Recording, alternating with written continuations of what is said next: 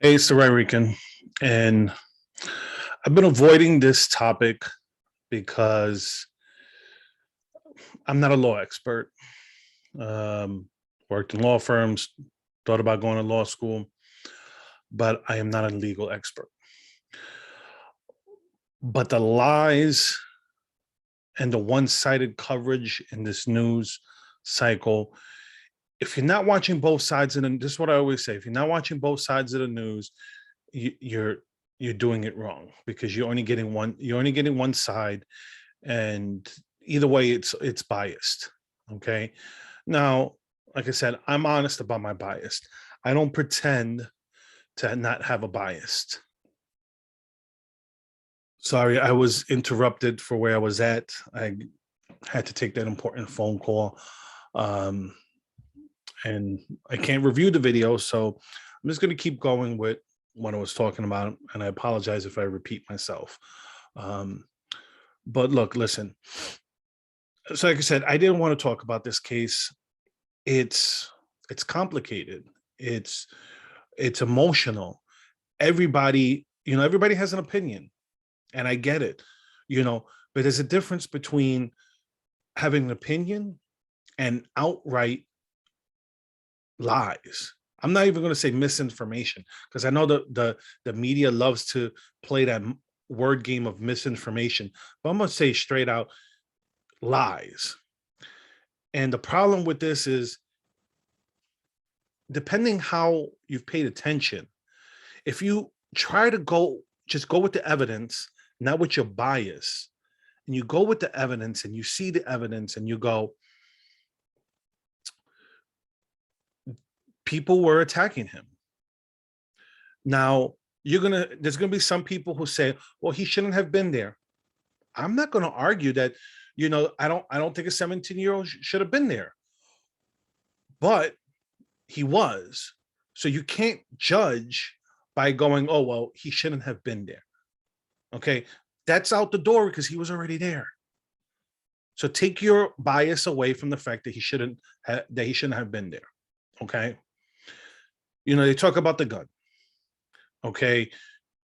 The gun charge was out because of the fact that the gun never crossed state lines.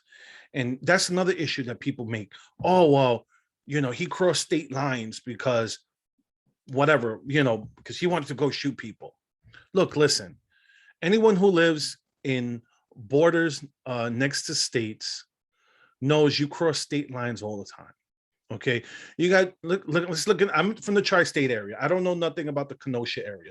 So all I know is it's 20 miles from where he lived in Antioch to Kenosha, and that his father lives in Kenosha.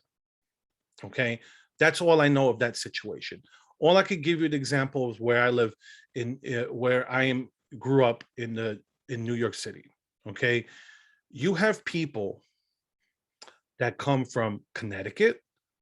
You got people that come from New Jersey. You got people that come from Pennsylvania. My sister lives in Pennsylvania and commutes to New York. It's 120 miles. Okay, she's been doing that for 13 years, give or take. 120 miles.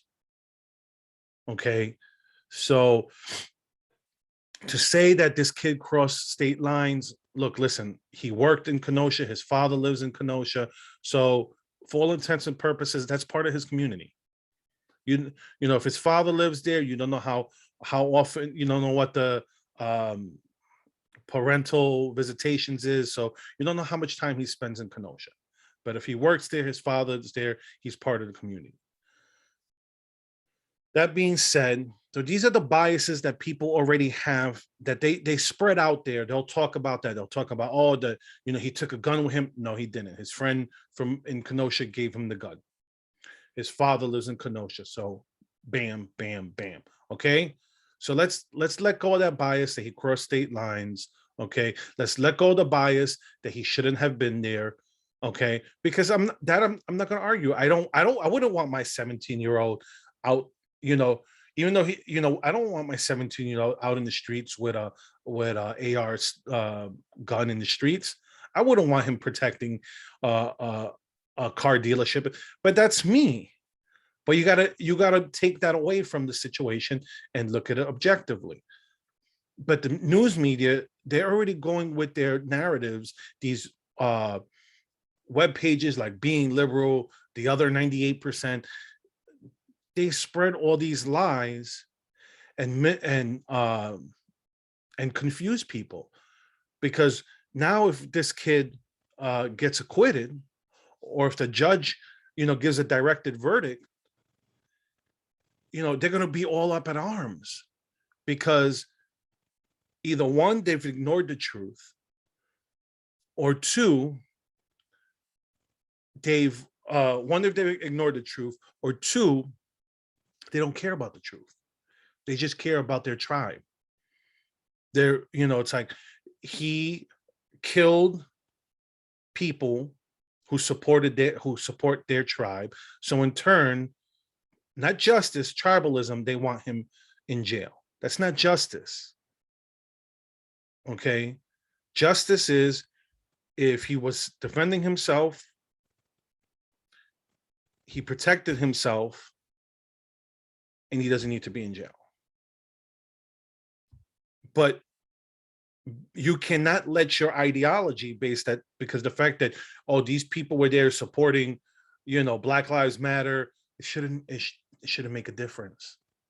It shouldn't make a difference. But here, anyways, I ranted enough. Let me just produce some receipts about some stuff I'm talking about here. Let's start with this. Here is no, is this the, excuse me, sorry about that. No, that's not the one. No, where's the S? Okay, so I'm going to show you, I'm going to show you this one first, and then we'll go into that other one. See this guy. And wounded a third during protests after the death of Jacob Blake in Kenosha, Wisconsin last year. Jurors heard from the lone survivor, Gage Grosskreutz, who was training to become an EMT and was providing care to. Okay, right there, you already see the framing. Okay, the framing where they're like, oh, he's training to be an EMT, so it's Rittenhouse. But they don't frame Rittenhouse in that sense, because it's their team that's playing. And who needed it. That deadly night in Kenosha, Grosskreutz came across Rittenhouse after he had shot and killed Joseph Rosenbaum and was about to kill Anthony Huber. Grosskreutz acknowledged that he was armed with a pistol, but says his hands were raised when he was shot by Rittenhouse. There's the lie right there. That he said that his hands were up when Rittenhouse shot him. That's the lie right there. There's the frame, and then the line right there. And here's what they just play a snippet. I thought that the defendant was an active shooter. And like I had mentioned earlier, anytime you add a firearm into the equation, like I said, the stakes are so much higher for somebody potentially being seriously injured or being killed. What was going through your mind at this particular moment?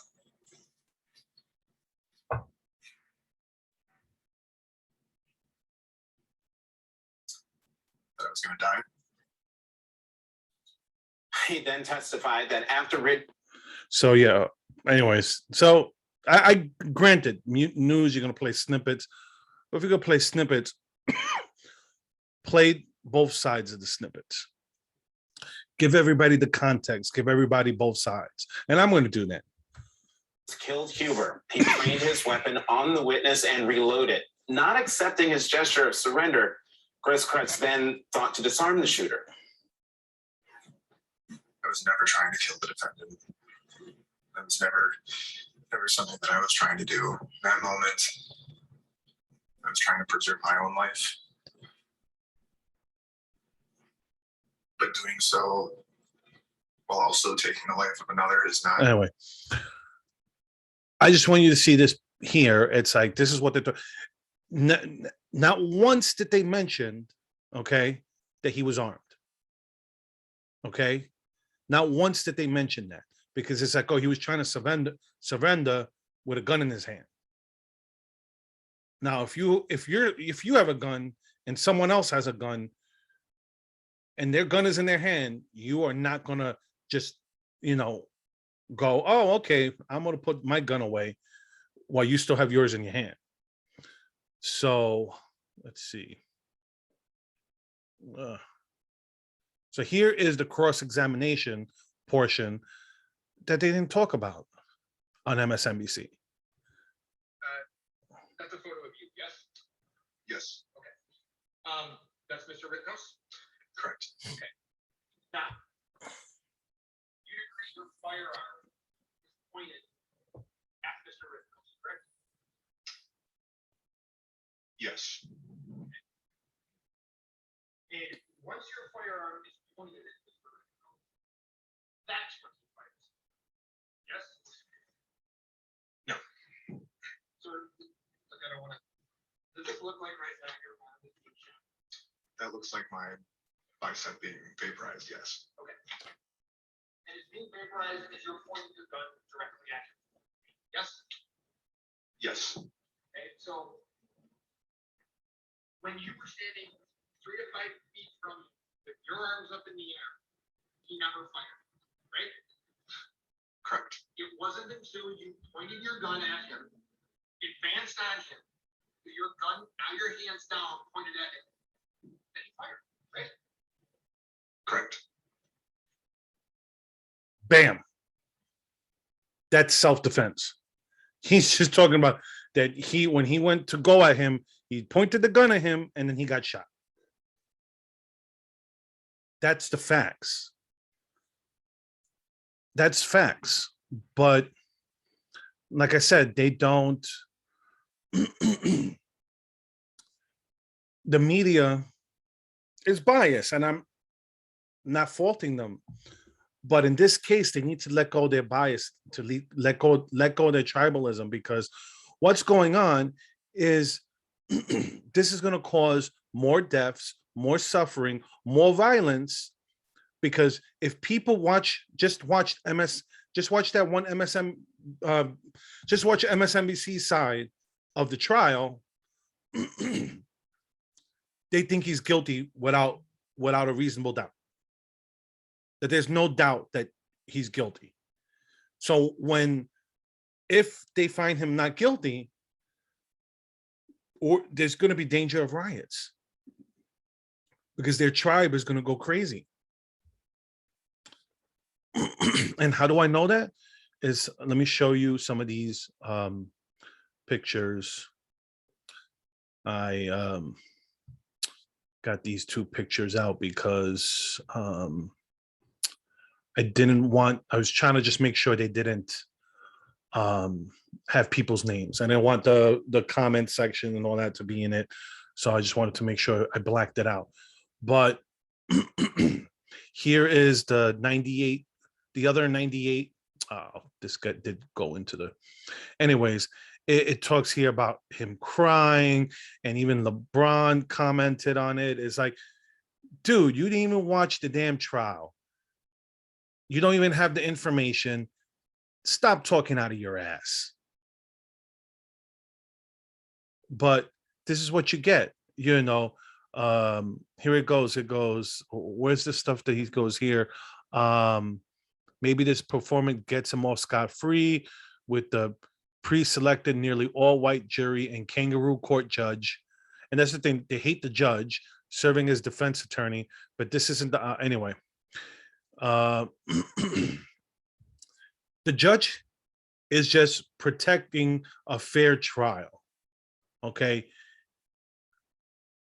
Like I said, I didn't want to show the comments, but in the comments, they're talking about, because the judge got a phone call and his ringtone was "God Bless America." They said that should have been a mistrial because he played "God Bless America." So because he's a proud American, the judge, it should be a mistrial.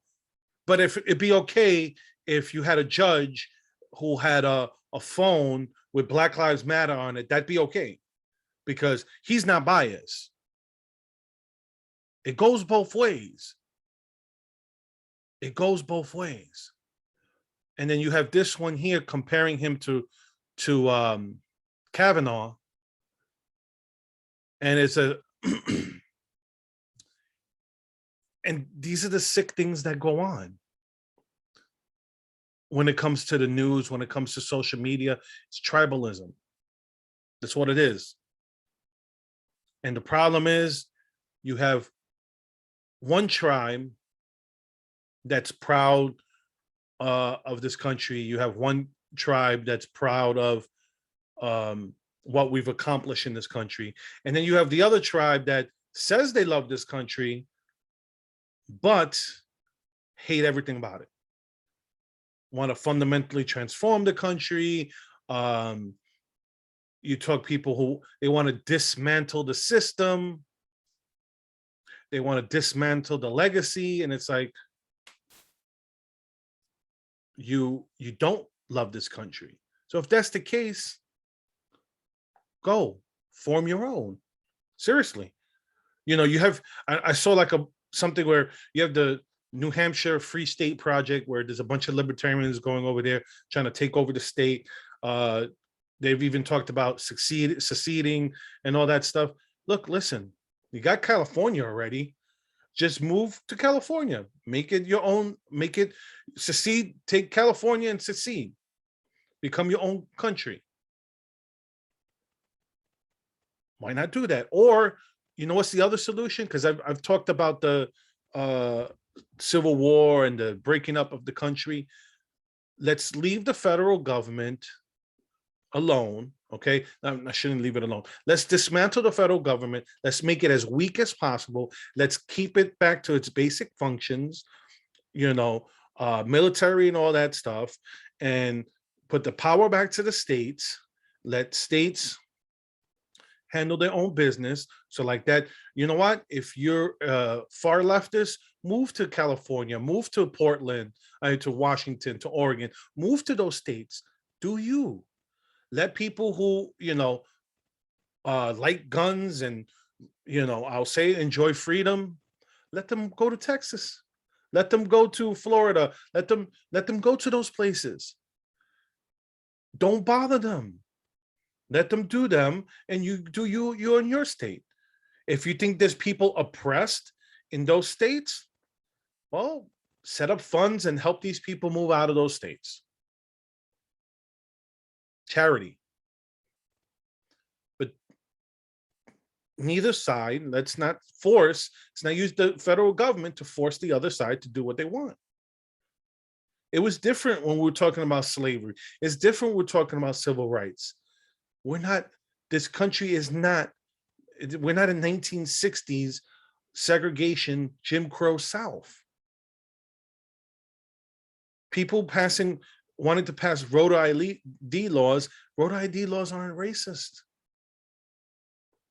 But anyway, I just wanted to show this about what's going on with the Rittenhouse, and it's a good microcosm for the way that the media lies.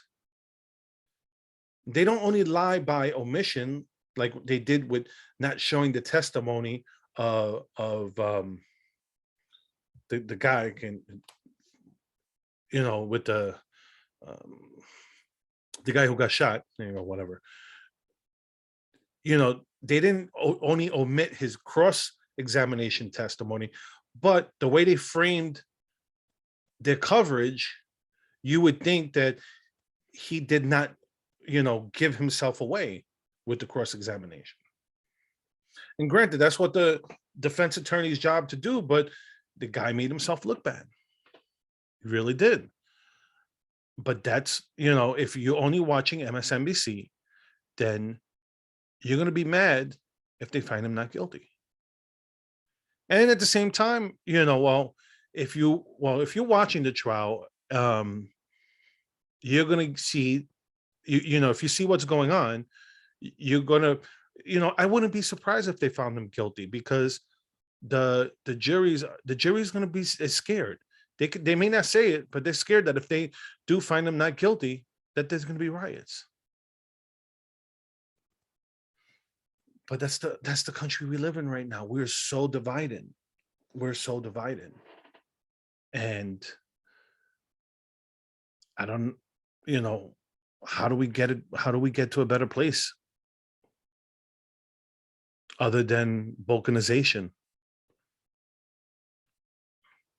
Because we obviously we don't believe the same things. We just don't.